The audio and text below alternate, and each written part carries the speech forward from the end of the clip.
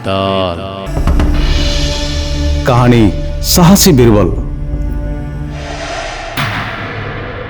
राजा विक्रमादित्य बेताल को आनिबा पई टनकपुर जंगल रे थिबा सेई गछ पाखकु गले। गछरे बेताल सेमिति झुली रहितिला।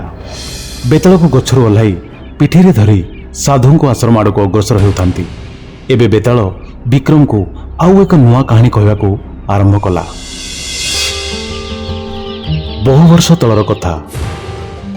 वर्धमान राज्य रे रूपसेन नामर जड़े दयालु और न्यायवान राजा शासन करथिले। सबुदिन भली राजा तांको दरबार रे बसथांती। से समय रे बीरबल बोली जड़े योद्धा काम संधान रे रूपसेन को दरबार को आसिला।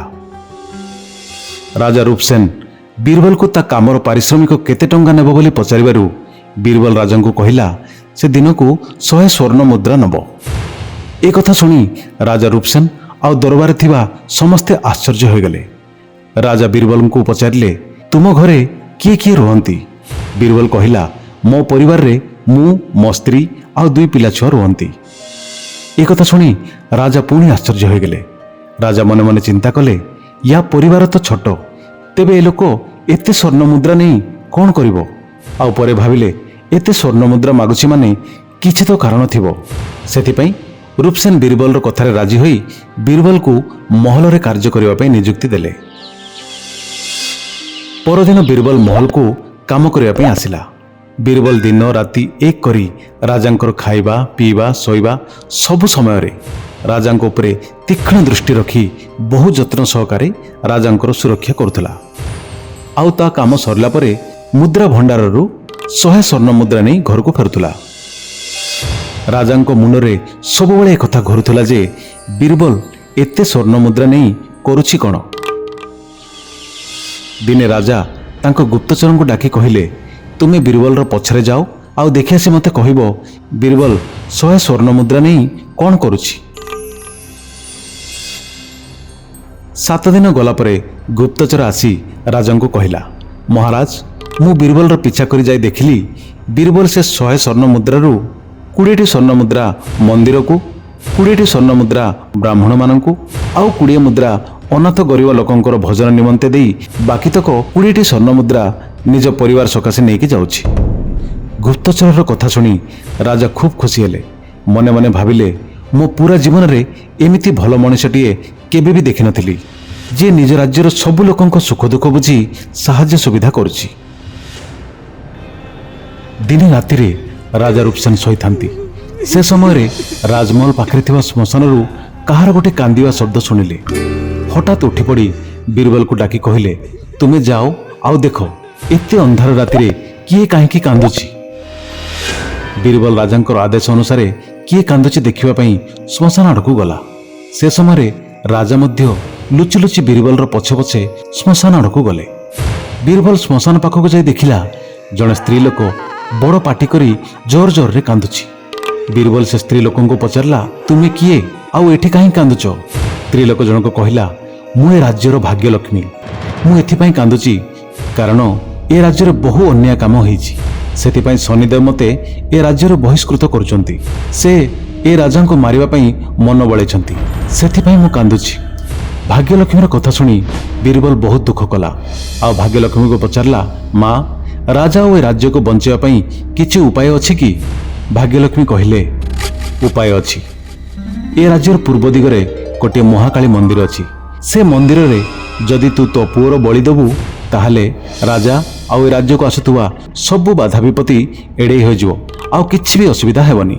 ए राज्यर राजा आहुरी 100 वर्ष खूब सुख शांति रे शासन करि परिबे। एक कथा कही भाग्यलक्ष्मी अदृश्य हो गले।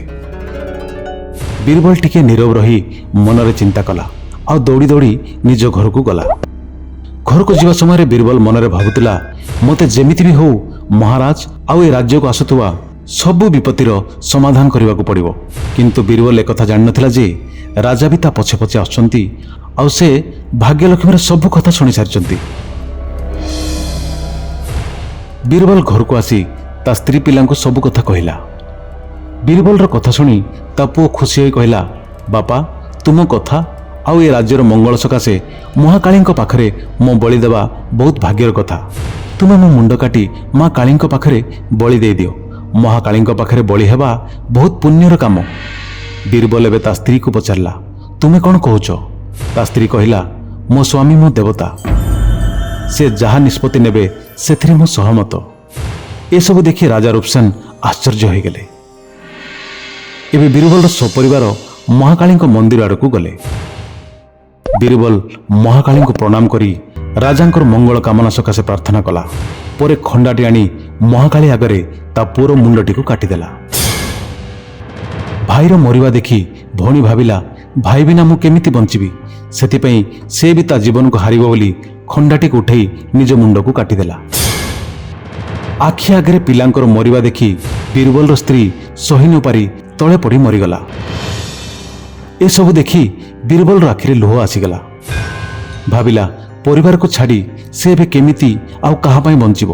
ସେଥିପାଇଁ ସେ ତଳେ ପଡ଼ିଥିବା ଖଣ୍ଡାଟିକୁ ଉଠାଇ ନିଜର ମୁଣ୍ଡକୁ କାଟିଦେଲା।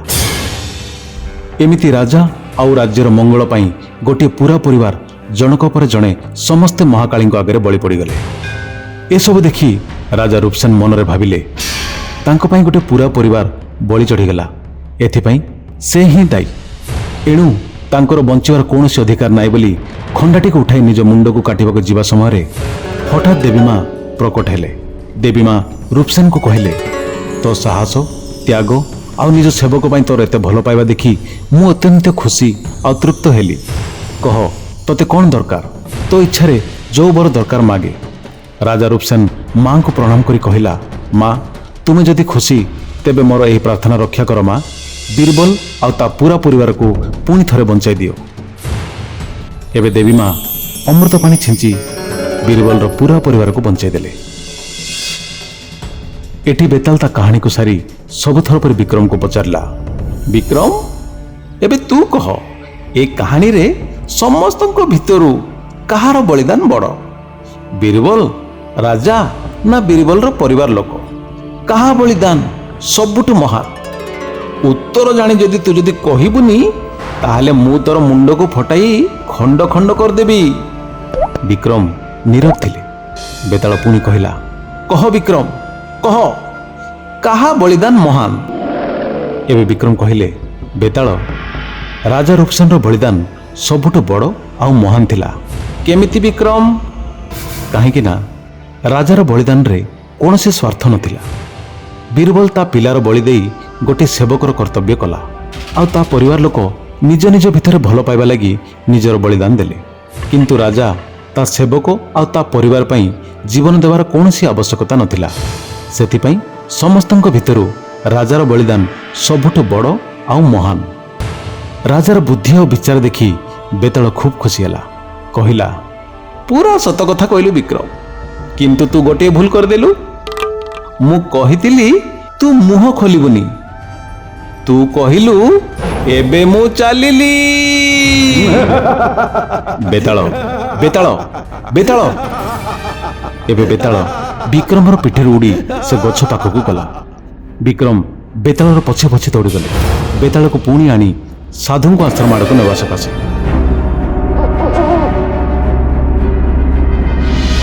Thank you for watching. Like, share, subscribe. Porshama Margapadi.